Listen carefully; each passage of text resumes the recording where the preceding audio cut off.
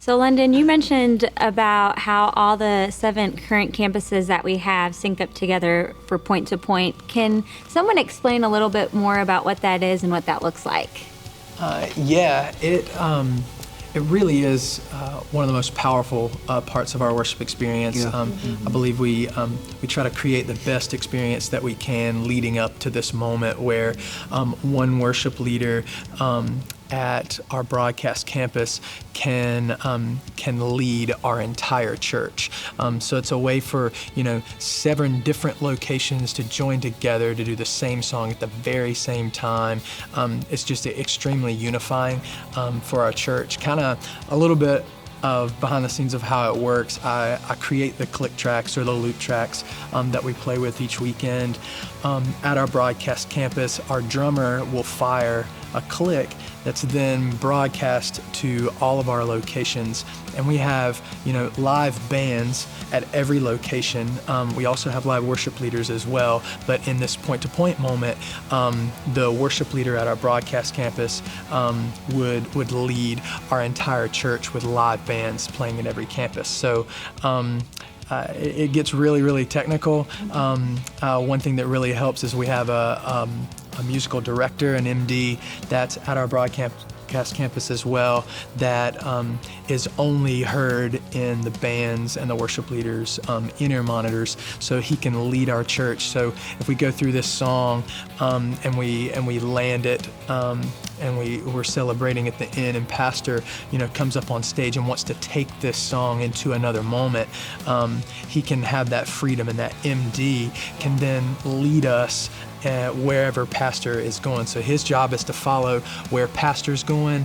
Our job is to follow the MD as he's following pastor in that moment. So it's been incredibly powerful for our church. It's really like one of my favorite moments that I look forward to in the worship experience. So just one more time, I know it kind of sounds a bit crazy, but so like all 7 campuses that we currently have are playing to one click track. Are playing, for the most part, the whole set is typically fired from our broadcast campus. That way the whole worship experience, not just that one song, but the whole worship experience stays synced up at the exact same time. So I think in some churches we've seen they work off of a clock that they just have to hit that clock. So 20 minutes is counting down or something like that. And as long as different locations are hitting their mark at 20 minutes, anything can happen. Well, for us to line up exactly, we currently have that one system where that one click track is being sent to the greater Charlotte area, and everybody's playing with live bands at every location to that one single click, sent over fiber wire or internet world and other technical terms. That means Google we do machine. the same set list at every campus. Yeah. So every campus is doing the same thing. And just because I know it's a hard concept to understand until you see it, but if you were at one of the other campuses, that last song, you would see the worship leader from the broadcast location come up on your screen, welcome you, and then your band would play along with them. And so you see your local worship leader there, and then you see the worship leader on the screen from the broadcast location actually leading you in the song. Also know that we've had plenty of times where that hasn't worked when we were first starting to figure it out. So why don't some of you share some of our train wreck stories? Oh boy. And where to begin? I remember one of the times when, it was like one of the, I think our first experiences with it. We've got the click track coming down one channel, and then we've got the worship leader singing coming down another channel from our broadcast campus. And for some reason, they would just flip-flop sporadically. So sometimes the click would be in the house, and sometimes the worship leader would be singing in our ears, and we wouldn't know why. And I just remember it was for one of our Christmas experiences, and just every worship experience we went into, we were like, all right, we're just gonna have to be ready to go with it no matter what. And we've definitely had our fair share of train wrecks. There's also been points where we've had 2 even up to 3 different clicks playing in our ears at the same time. So technically, I don't really know how that happens, but I've been at one of our other locations that's not the broadcast campus, so receiving the click, but it's just being sent down different channels, and I've been on the receiving end of 3 different clicks going like like that, and singing it.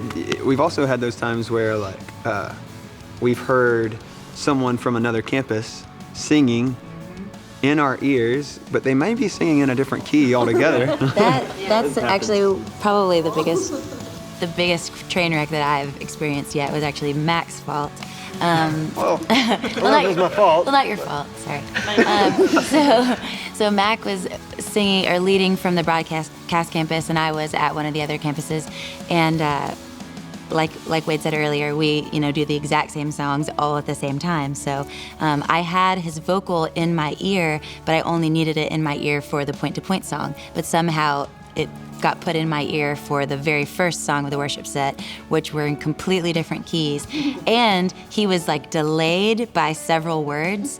And so he would begin to sing the line in his key in my ear, and then like 2 seconds later, I'd have to sing the same line in my key. And my brain was on such crazy overload, like I could not handle anything else. So when it came time to just kind of like engage the crowd and just like sort of talk to them, I couldn't concentrate on anything else. So I just began to repeat everything Mac was saying. So Mac would be like, let's just cling to this. I was like, church, let's cling to this. It was just awful. I think I actually was there when that happened, actually. And I remember thinking that was the worst. Good news. But you pulled it off great. Just concentrating on singing in the right key was like enough for me. The good news for the most part is all that happens in our heads, like in our ears, and No one else like knows. the church, like rarely even knows that any of that stuff is happening, and unfortunately it doesn't happen much at all anymore. But yeah, like for the most part, like you can talk to someone afterwards, and I've just had like this train wreck in your head, and like no one's even noticed, and had an incredible encounter with the Lord. So. I think when it happens now, it follows you around. Yeah. I may be You're like the jinx. bad luck. The cool thing is, though, like at the beginning, we did have a lot of these obstacles to push through, and I'm glad we didn't give up on it. Right. Because now it really is one of the best things for setting the atmosphere, especially for this sermon. Right. And there's just something that happens when you're at one of the other locations, besides the broadcast location especially, and when you go into that moment, you do feel like you're part of a church that's much bigger than the room you're sitting in Right. at that moment. Yeah.